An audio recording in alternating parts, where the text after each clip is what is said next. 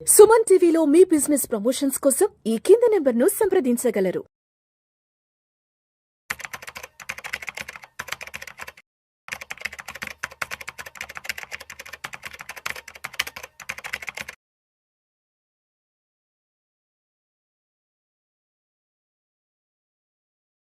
నమస్తే రేవంత్. నమస్తే అండి. Revanth, welcome to Vishnu talks. Thank you. Revanth, ఒక చిన్న సింపుల్ క్వశ్చన్. మా నెల్లూరు లాంటి డిస్ట్రిక్ట్ హెడ్ క్వార్టర్స్ లో ఉండి నెలకి ఒక 40 నుంచి 50 వేల రూపాయలు సంపాదించే వాళ్ళు కానివ్వండి, లేదంటే హైదరాబాద్, బెంగళూరు, చెన్నై వంటి మహానగరాల్లో ఉండి కూడా నెలకు ఒక 50 వేల రూపాయలు సంపాదించుకునే వాళ్ళు, మరి వాళ్ళ ఫైనాన్షియల్ ప్లానింగ్ అనేది ఎలా చేసుకోవాలి అంటారు? వాళ్ళ సేవింగ్స్ కానీ ఇన్వెస్ట్మెంట్స్ కానీ ఏ విధంగా ఉండాలి అంటారు? మరి ఏ విధంగా ప్రాపర్ గా ఫైనాన్షియల్ ప్లానింగ్ చేసుకోగలిగితే వాళ్ళు కూడా ఒక ఉన్నతమైన జీవితాన్ని ఆస్వాదించవచ్చు అంటారు? అసలు సార్, ఇప్పుడు ఉన్నతమైన జీవితం మనం చేరుకోవాలి అని అంటే దానికి పెద్ద ఎత్తున ప్లానింగ్ ఏమి అవసరం లేదు.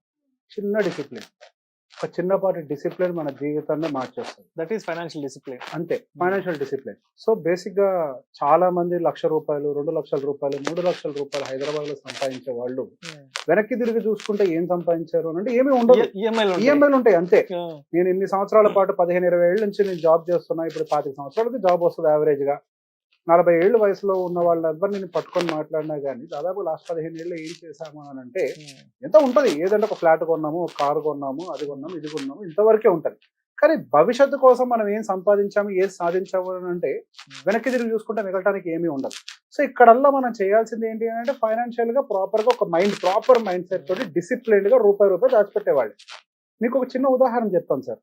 మా ఊర్లో ఇంట్లో పనిచేసే వాళ్ళ హస్బెండ్, హౌస్ మేడ్ వాళ్ళ హస్బెండ్ దాదాపు 20-25 లక్షల రూపాయలు mutual funds. Can you imagine that? ₹1,00,000 సంపాదించేవాడు హైదరాబాద్ లో పనిచేయలేడు. ఊర్లో పని చేసుకుని ఇస్త్రీ చేసుకునే వాళ్ళు 20-25 లక్షలు సంపాదించి మ్యూచువల్ ఫండ్స్ లో డిసిప్లిన్ ఇన్వెస్ట్ చేస్తున్నారు అని అంటే you have to see the level of discipline. Actual గా ఫైర్ ఎవరికి ఉంటది అని అంటే అట్లా దాచిపెట్టి సంపాదించాలి అని అట్టడుగున్న వాళ్ళకే ఆ కసి ఉంటది. ఇక్కడ ఎదగాలి అని అంటే దానికి మేధస్సు, జ్ఞానం, విజ్ఞానం ఇంత అవసరం లేదు. అదే పెద్ద సార్, అతి తెలివితేటలే ఇప్పుడు ప్రాబ్లం కి దారి తీసాయి. ఇప్పుడు ఎందుకు ఇంతమంది చదువుకున్న వాళ్ళు ఉన్న లక్షల జీతాలు ఉన్నా ఎందుకు వెల్త్ ని క్రియేట్ చేయలేకపోతున్నారు అని అంటే అతి తెలివి ప్రదర్శిస్తాం మనం. అది మీరవచ్చు, నేనవచ్చు, ఎవరినంటే మళ్ళీ ఫీల్ అవుతారు. ఎందుకు మిమ్మల్ని మీరు అన్నానంటే నేను మిమ్మల్ని అంతే. అతి తెలివి ప్రదర్శిస్తాం మనం అంతే. సో అతి తెలివి ప్రదర్శించకుండా డిసిప్లిన్డ్ గా వచ్చే రూపాయిని జాగ్రత్తగా ఇన్వెస్ట్ చేసుకుంటూ వెళ్తే 25 లక్షల రూపాయలు ఈజీగా అక్యుములేట్ చేయొచ్చు. ఆయన వయసు ఏం పెద్దది కాదు, మేబీ 35-36 ఏళ్ల వయసేమో అంతే. Right. So basic it is all about the discipline అంతే. సార్ ఫోన్ చేస్తాడు, మా అమ్మాయి పెళ్లి కోసం సార్ నా దగ్గర ఒక 20,000 రూపాయలు జమ అయినాయి, మా అమ్మాయి పెళ్లి కోసం పక్కకు పెట్టండి సార్. సార్ ఒక దగ్గర ఒక 50,000 రూపాయలు జమ అయినాయి సార్, మా రిటైర్మెంట్ కోసం పెట్టండి సార్. సార్ నేను ఒక 3 సంవత్సరాల క్రితం ఒక చిట్టి మొదలు పెట్టాను సార్, ఆ డబ్బులు వచ్చాయి సార్, దాచిపెట్టండి సార్. సార్ మా అమ్మాయి పేరు మీద FD చేశాను సార్, మెచ్యూర్ అయింది సార్, దాచిపెట్టండి సార్. అసలు ఏం కమిట్మెంట్ అసలు. అదే ₹1 మన దగ్గరికి ఫస్ట్ అకౌంట్ లో పడ్డది అని అంటే మనం ఇమీడియట్ గా చేసే పని ఏంటి? సాయంత్రానికి దాన్ని ఎలా ఖర్చు పెడదామా? అంతే.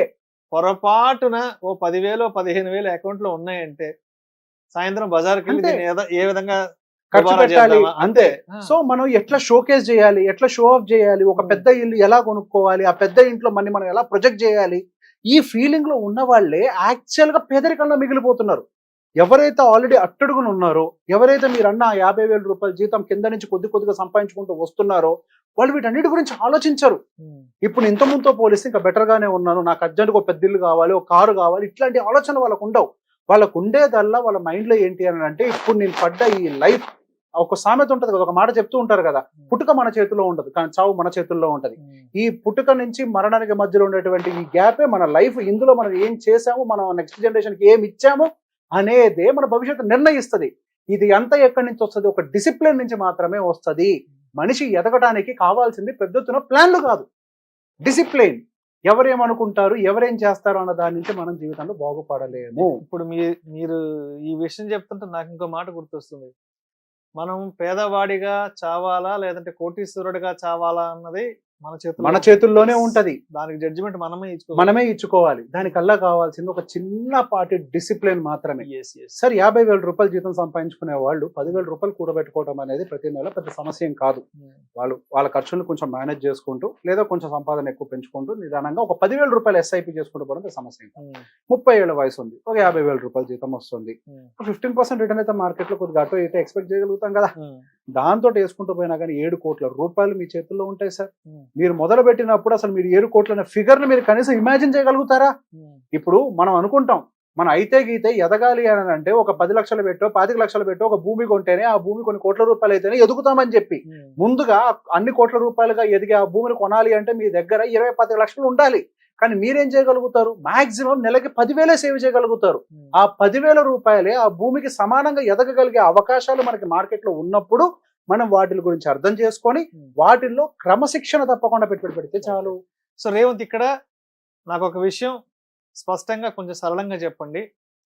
ఎంత అమౌంట్ మనం ఇన్వెస్ట్ చేయాలంటారు? మనం ఎన్ని సంవత్సరాల పాటు ఇన్వెస్ట్ చేయాలంటారు? దేంట్లో ఇన్వెస్ట్ చేయాలంటారు? ఎండ్ ఆఫ్ ది డే మనకి ఎంత అమౌంట్ చేతికి వచ్చే అవకాశం ఉంది ఒక్కసారి క్లియర్ గా చెప్పగలరు? Simple sir. సో బేసిక్ గా మనము ఒక 50,000 రూపాయలు సంపాదించే వాళ్ళు, నేను రూరల్ లో ఉండే వాళ్ళతో చాలా మందితో మాట్లాడినప్పుడు 50,000 వాళ్ళకి ఇన్కమ్ వచ్చినప్పటికీ గట్టిగా వాళ్ళకి ఖర్చు ఉంటే, పర్టికులర్ గా నెల్లూరు అవ్వచ్చు, దాని చుట్టుపక్కల కావాలి అవ్వచ్చు, ఇట్లాంటి ఊర్లలో లేదా ఖమ్మం చుట్టుపక్కల ఊర్లు ఉండే వాళ్ళకి అయితే ఖర్చు ఎంత అవుతుంది సార్? ఒక 15,000 రూపాయలు ఖర్చు అవుతుంది, అంతకు మించి ఏం కాదు. దాదాపుగా వాళ్ళు 30-35 వేల రూపాయలు ఎస్ఐపీలు చేసే వాళ్ళని కూడా నేను చూసాను 50,000 రూపాయలు సంపాదించుకుంటూ.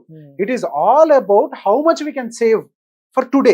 ఈ రోజు మనం ఎంత డబ్బులు తీసి పక్కకు పెట్టుకోగలుగుతాం. అలా అని చెప్పేసి కడుపు మార్చుకోమని చెప్పట్లేదు. రేపు భవిష్యత్తు ఏదో బాగుంటుంది కదా అని చెప్పేసి ఈ రోజు మనం ఎండబెట్టుకొని పిల్లల్ని మంచి బడికి పంపించకుండా ఉంచాల్సిన అవసరం లేదు. సో అట్లాంటి ఏరియాస్ హైదరాబాద్ లో ఉంటే ఖర్చు ఎక్కువ ఉండొచ్చేమో, కానీ మనకు అదే అదర్ బెల్ట్స్ లో ఉన్నటువంటి ఏరియాస్ లో ఉంటే గట్టిగా ఉంటే నెలకి 50,000 రూపాయలు స్కూల్ ఫీజు ఉంటుంది. ఖర్చులు అన్ని పోను మహా అయితే 25,000 అవుతుంది స్కూల్ ఫీజుతో కలిపి. మరొక 20,000 25,000 రూపాయలు సేవ్ చేయగలుగుతారు. అదే హైదరాబాద్ లో ఉన్న వాళ్ళు అయితే వాళ్ళు ఉండేటువంటి ఏరియాని బేస్ చేసుకుని ఇంటి రెంట్ బేస్ చేసుకుని అంతే మాక్సిమం చెప్పాలంటే ఇంటి రెంట్ ఒక 10,000 రూపాయలు హైదరాబాద్ లో దొరికేటువంటి ఏరియాస్ ఉన్నాయి. దాని మీద ఒక 15,000 రూపాయలు వాళ్ళు ఇంటి ఖర్చులు, పెట్రోల్ ఖర్చులు, మొబైల్ రీఛార్జ్లు అన్ని వేసుకున్నప్పటికీ, పైన ఒక 10,000 రూపాయలు పిల్లల స్కూల్ ఫీజులు వేసుకున్నప్పటికీ ఒక 15,000 రూపాయలు అయితే మిగులుతాయి కదా. ఒక 5,000 రూపాయలు ఎమర్జెన్సీ కోసం పక్కకు పెట్టుకొని ఒక 10,000 ఇన్వెస్ట్ చేస్తే ఒకసారి అసలు ఆ ఇన్వెస్ట్మెంట్ ప్యాటర్న్ ఎలా ఉండాలి ఒకసారి చెప్పండి. Simple sir. మీరు 10,000 రూపాయలు మీరు డైరెక్ట్ గా తీసుకొని వెళ్ళి భూమి కొనాలంటే డెఫినెట్ గా అది సాధ్యం ఏదైతే కాదు. భూమి కొనాలంటే మన దానికోసం ఒక లంసమ్ అమౌంట్ అయితే రిక్వైర్మెంట్ ఉంటుంది. సో ఫస్ట్ ఇమీడియట్ గా మనకు కావాల్సింది ఏంటి? చిన్న అమౌంట్స్ తోటి కూడా మంచి రిటర్న్ ఇచ్చేటువంటి ఇన్స్ట్రుమెంట్స్ ఏంటి? చిట్టీలు ఉన్నాయి. ఎస్, చిట్టీలు మంచి ఇన్స్ట్రుమెంటే, కాకపోతే ఇక్కడ సెక్యూరిటీ ఇష్యూ. వాళ్ళు నమ్మకంగా వాళ్ళు మంచోళ్లే, చిట్టీలు వేసే వాళ్ళు ఏమి ఎగ్గొట్టి పారిపోవాలని ఉద్దేశంతో వాళ్ళే మొదలు పెట్టరు. కానీ వాళ్ళ దగ్గర వేసే వాళ్ళు ఎవరు పారిపోయినా గానీ వీళ్ళు దెబ్బ తగులుతుంది.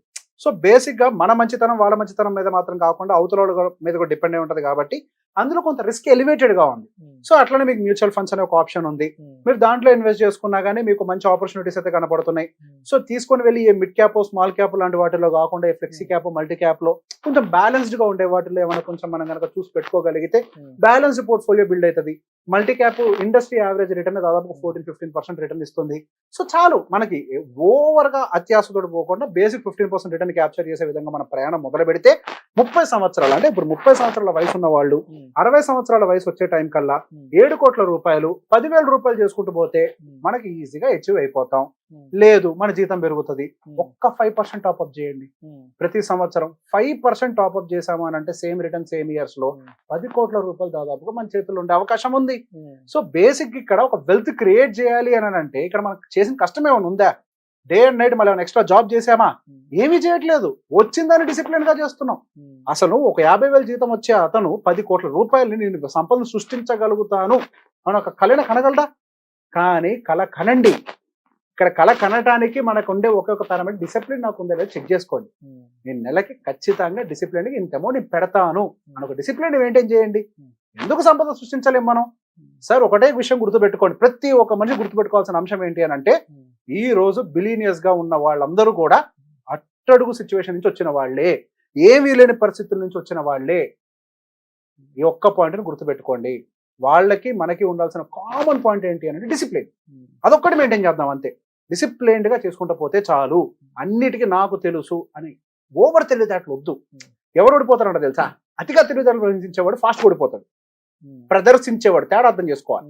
నిజంగా సబ్జెక్ట్ ఉంటే ఇట్స్ డిఫరెంట్ పాయింట్. ప్రదర్శించే ప్రయత్నం off. చేస్తే ఎగ్జిబిట్ ప్రదర్శించే ప్రయత్నం చేసేవాడు గేమ్ లో ఓడిపోతాడు. అది నేను చెప్పిందేం కాదు. బేసిక్ గా యుఎస్ లో ఒక ఎక్స్పెరిమెంట్ జరిగింది, కోతుల ఎక్స్పెరిమెంట్. 3 కోతులకి ఒక కోతికి ఒక సమ్ అమౌంట్ 1,00,000 రూపాయలు ఇచ్చారు. నీకు నచ్చిందని నొక్కు, ఇన్వెస్ట్మెంట్స్ వెళ్ళిపోతాయని. అట్లానే ఒక మంచి ఫండ్ మేనేజర్ కి కూడా కొన్ని ఫండ్స్ ఇచ్చారు, సేమ్ ఈక్వల్ అమౌంట్. సో కొన్ని సంవత్సరాల తర్వాత దాన్ని టెస్ట్ చేసి చూస్తే, సో బేసిక్ గా కోతికి వచ్చిన రిటర్న్స్ ఎక్కువ ఉన్నాయి. అదేంటది? పాప డిసిప్లిన్ గా నొక్కి. ఓకే. సో బేసిక్ ఇక్కడ వాళ్ళు చెప్పాలనుకుంది ఏంటంటే అడ్వైజర్ బ్యాడ్ అని కాదు, డిసిప్లిన్ గా చేస్తే చాలు, you will win the game. ఇక్కడ సారాంశం అది. రైట్. అంతే. Thank you so much Revanth. Thank you అండి.